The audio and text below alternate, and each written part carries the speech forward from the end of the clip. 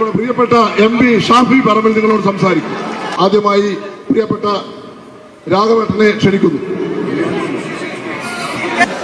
ജാഥ ക്യാപ്റ്റൻ പ്രിയപ്പെട്ട VD സതീശൻ നിങ്ങളോട് സംസാരിക്കുന്നതിന് വേണ്ടി അദ്ദേഹത്തെ സവിനയം ക്ഷണിക്കുന്നു.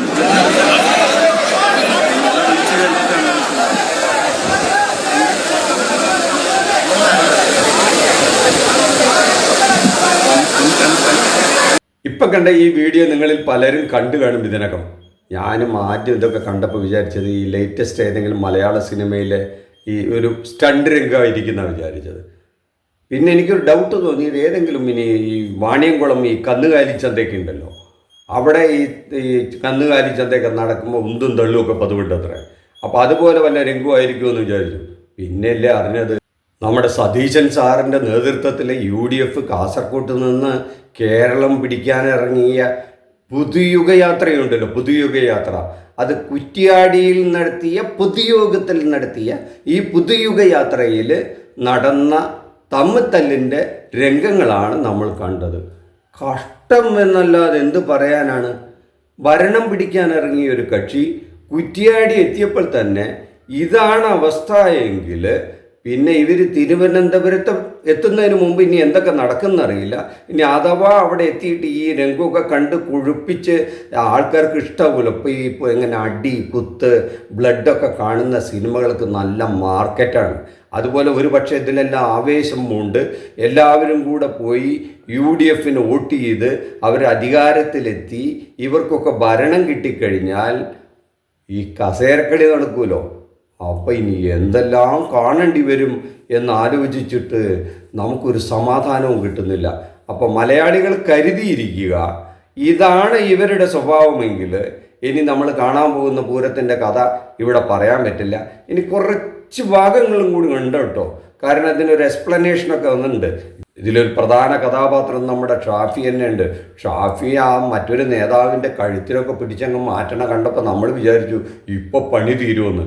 എന്താ ഉണ്ടായി എന്നറിയില്ല, അവിടെയുള്ളവർക്കേ അറിയുള്ളൂ.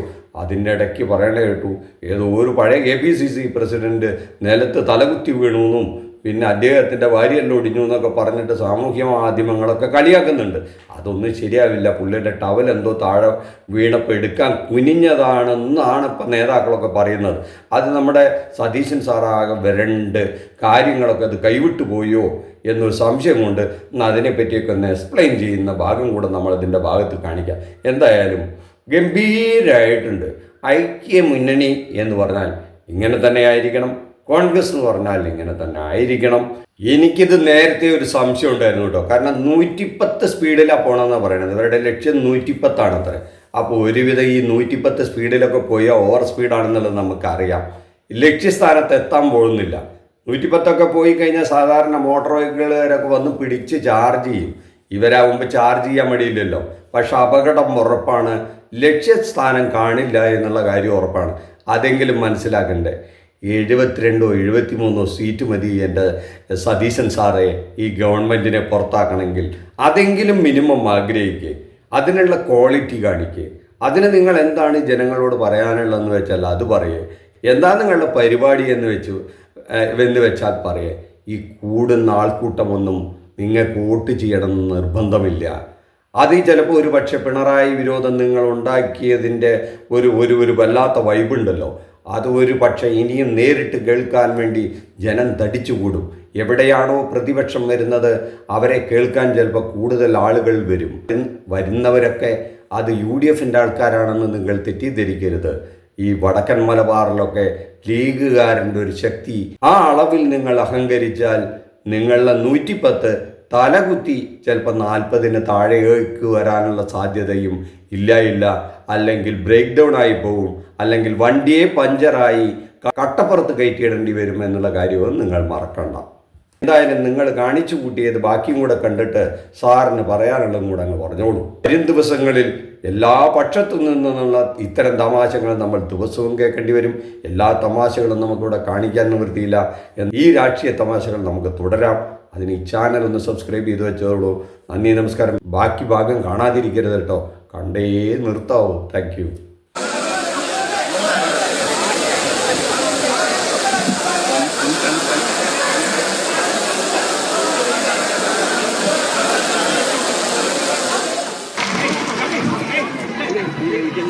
നമ്മുടെ പ്രിയപ്പെട്ട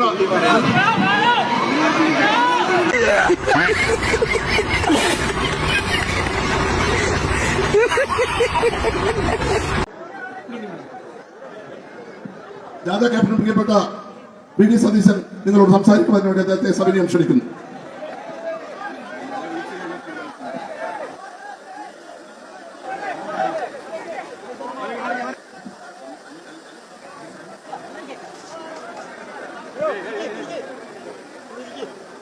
ഏറ്റവും പ്രിയങ്കരനായ അധ്യക്ഷൻ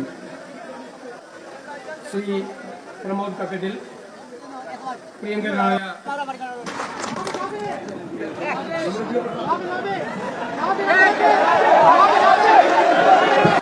പ്രിയപ്പെട്ട MP ഷാഫി പറവൂരിനോട് സംസാരിക്കും. ഇത്രയൊക്കെ കണ്ടു കഴിഞ്ഞപ്പോൾ നമ്മുടെ പ്രേക്ഷകർക്കൊന്നും തോന്നുന്നില്ലേ? ആദ്യം ഒരു പൂമാല കിട്ടിയപ്പോൾ അത് എറിയുന്നുണ്ട്. നമ്മൾ പറഞ്ഞില്ലേ ആരുടെ കയ്യിൽ പൂമാല കിട്ടിയ പോലെ. അപ്പോൾ ഈ ഭരണവും ഇവരുടെ കയ്യിൽ കിട്ടിയാൽ ഏതാണ്ട് അതുപോലെ ആയിരിക്കുമെന്നുള്ള കാര്യം തീർച്ചയാണ്. ഒരു മൈക്ക് കണ്ടപ്പോൾ പ്രസംഗിക്കാൻ കേരളം അങ്ങോളം ഇങ്ങോളം നടന്ന് പ്രസംഗിക്കേണ്ട നേതാക്കളാണ് ഈ മൈക്കിൻ്റെ മുമ്പിൽ ഈ കോപ്രായം കാണിച്ചു കൂട്ടുന്നത് എന്ന് കാണിക്കുമ്പോൾ എന്താണ് നമ്മൾ പറയുക? എന്തൊരു കഷ്ടമാണ്, മഹാകഷ്ടമാണ്. ഈ രാഷ്ട്രീയ കേരളം ലജ്ജിച്ച് തല താഴ്ത്തുക എന്നല്ലാതെ മറ്റൊന്നും പറയാനില്ല. വലിയൊരു നമോവാഹം UDF നേതാക്കളെ എന്ന് മാത്രം പറഞ്ഞുകൊണ്ട് നിർത്തട്ടെ. ഇതൊക്കെ കണ്ടു കഴിഞ്ഞപ്പോൾ നമ്മുടെ ബുദ്ധിജീവികളായ നമ്മുടെ സച്ചിദാനന്ദം മാഷനും കാരാശ്ശേരി മാഷക്കും സാറാ ജോസഫിനും ഒക്കെ എന്താണ് പറയാനുള്ളത് എന്നുകൂടി കേൾക്കാൻ നമുക്ക് ആഗ്രഹമുണ്ട്. അടുത്ത ദിവസം തന്നെ ആ ബുദ്ധിജീവികൾ ഇതിനെപ്പറ്റി ഒരു അഭിപ്രായം പറയണം കേട്ടോ.